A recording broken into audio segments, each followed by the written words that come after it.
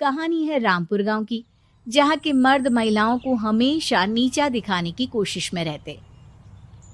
अरे अभी तक खाना नहीं आया क्या? मुझे एक और शादी करने की जरूरत है। नहीं जी नहीं, ऐसा मत करना, वरना मैं कहाँ जाऊंगी। खाना लेकर मैं अभी आई जी। गांव की पंचायत में भी फैसले हमेशा औरतों के खिलाफ ही रहते। मैं जो फैसला सुनाता हूँ वो भगवान की आज्ञा होती है। इस लड़के ने अपने मन से शादी करके अच्छा नहीं किया। लड़के को घर भेज दो और इसकी शादी इसकी जाति की किसी लड़के से करवा दो। लेकिन ये लड़की, इसे तो गांव के बाहर निकाल दो। नहीं नहीं जमींदार साहब, ये क्या बोल रहे हैं? ऐसा नहीं हो सकता। मेरी बेटी मासूम है, इसे अच्छे बुरे की समझ नहीं है। अरे कहाँ जाएगी ये बेचारी? कहाँ जाएगी? इतनी चिंता है तो पूरे परिवार का गांव निकाला कर देते हैं। बेचारे पूरे बसे बसाए परिवार को गांव छोड़ना पड़ता है। चाहे जो हो, अगर बेटियों को कंट्रोल नहीं कर सकते तो गांव में रहने का कोई मतलब नहीं है।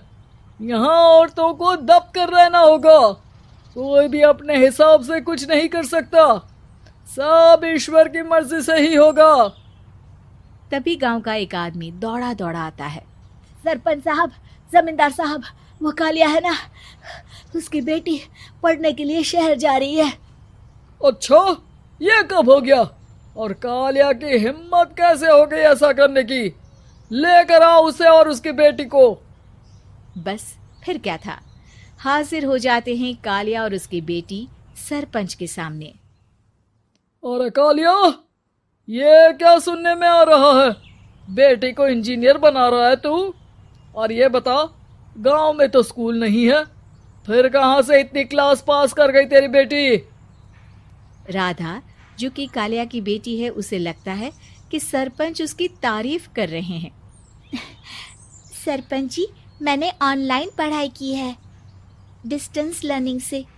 सभी में मैंने अच्छे नंबर पाए हैं, जिसे देखते हुए शहर की इंजीनियरिंग कॉलेज में मुझे स्कॉलरशिप मिली है। वाह जी वाह, क्या होती है ये? पहले तो ये बताओ, फिर आगे की बात करते हैं।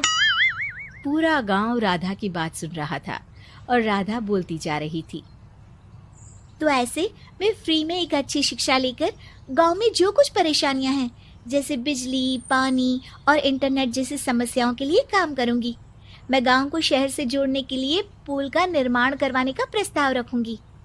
मुझे पूरी उम्मीद है कि जल्द ही हमारा गांव भी तरक्की की राह पर चल पड़ेगा। राधा की बात सुनकर सारे गांव वाले ताली बजाने लगते हैं। सरपंच को समझ नहीं आता कि वो क्या करे। चुप रह नादान लड़की, गांव के खिलाफ जाने के लिए तुझे गांव से बेदखल कर दिया जाएगा, वो भी पूरे परिवार के साथ। और हाँ, अगर ठीक से गांव में रहना चाहती है तो ये पढ़ाई लिखाई छोड़ दे। हम तेरे लिए गांव का कोई होनहार लड़का देखेंगे। तभी गांव का एक आदमी बोल पड़ता है। अरे नहीं नहीं सरपंच जी, राधा बिटिया जो बता रही है, अगर वैसा हो जाए तो हम लोगों को पैसा कमाने के लिए बाहर नहीं जाना पड़ेगा। हाँ जी, और ना ही कोसों दूर पानी के लिए भटकना पड़ेगा।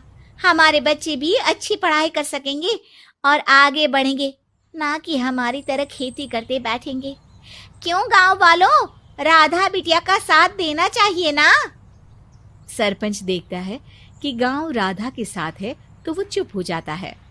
वो घर आकर अपने सलाहकार से बात करता है, जो बहुत ही चालाक किस्म का इंसान होता है। अरे सरपंच साहब, आपको बहुत ही होशियारी से काम लेना पड़ेगा। एक बार गांव तरक्की कर गया, यहाँ के बालक पढ़ लिए तो कोई ना पूछेगा आपको। और फिर ये जो बेटा और बेटी है ना आपके, इनको भी आम लोगों की तरह ही जीवन जीना होगा। हाँ, लेकिन करे तो क्या करे? वो ना आप मुझ पर छोड़ दीजिए, बस मैं जैसा बोलूं करते जाइए। अगले रोज सुबह जब गांव वाले सोकर उठते हैं तो राधा के घर के बाहर और साथ ही वो लोग जिन्होंने राधा का सपोर्ट किया था, उनके घर के आगे लाल रंग से कल आऊंगी लिखा होता है। कल आऊंगी, यह क्या होता है?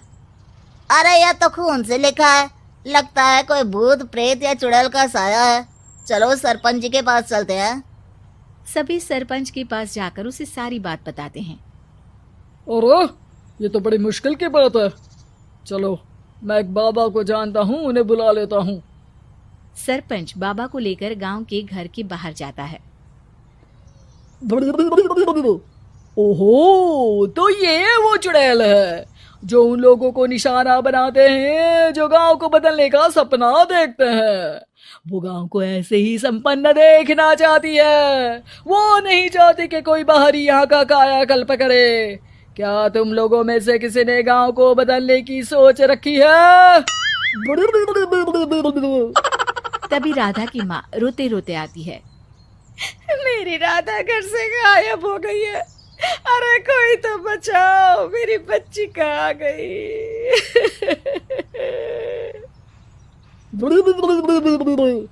ले गई वो चुड़ैल, तेरी बच्ची को ले गई। अब वो उसे श्रापित करके छोड़ेगी, उस पर चुड़ैल का साया हो जाएगा।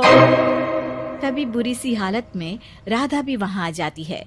उसके बाल चुड़ैल की तरह फैले होते हैं और कपड़ों में खून लगा होता है। सभी राधा को देखकर डर जाते हैं। माँ, पता नहीं मुझे कौन उठा कर ले गया था। अरे दूर दूर हो जा चुड़ैल, अब हम लोग इस गांव में नहीं रुकेंगे। अरे कैसी बातें कर रहे हैं आप? कल तो आप मेरे भरोसे गांव का हुलिया बदलने, अपने बच्चों को पढ़ाने और तरक्की उन्नति की बात कर रहे थे, तो आज क्या हो गया आपको? ये फिर तुम लोगों को बहकाएगी। ये चुड़ैल गांव में आ चुकी है, ऐसे ही ये तुम्हारे घर के बच्चों को भी ले जाएगी। गांव वाले राधा को गांव से बाहर निकाल देते हैं। उसके माँ बाप रोते रहते हैं, लेकिन गांव वाले नहीं मानते। मैं भी अपनी बहन के साथ गांव के बाहर रहूंगा, लेकिन वो पढ़ाई नहीं छोड़ेगी। वहीं सरपंच के घर पर सलाहकार कहता है। देखा, सांप भी मर गया और लाठी भी नहीं टूटी। लेकिन अगले ही दिन सरपंच के घर के बाहर भी वही शब्द लिखे होते हैं। और फिर सरपंच की बीवी कहती है, हमारी बेटी को किसी ने अगवा कर लिया है। तभी राधा का भाई वहां आ जाता है। अरे गांव वालों, मैंने सरपंच जी की बेटी को देखा था। वो चुड़ैल उसे उठाकर ले जा रही थी। अरे क्या मजाक कर रहे हो? नहीं नहीं सरपंच जी, आप नहीं जानते। वो चुड़ैल अब आपकी बेटी में आ जाएगी, जैसे राधा के अंदर आ गई थी। तभी सरपंच की बेटी वैसी ही हालत में वहां आती है जैसे राधा आई थी। पापा, पता नहीं कैसे मैं गायब हो गई थी। चुड़ैल, इसके अंदर भी चुड़ैल का साया है, मारो इसे। अरे नहीं नहीं, इसे भी राधा के पास गांव के बाहर ही भेज दो।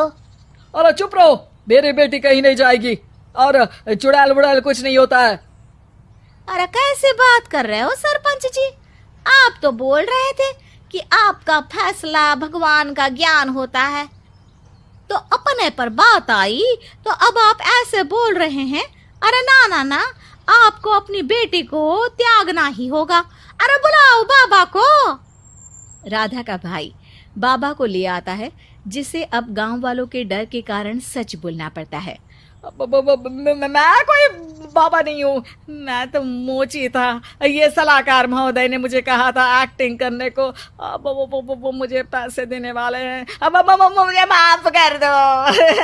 गलती हो गई, मुझे माफ कर दो। तभी वहां राधा आ जाती है।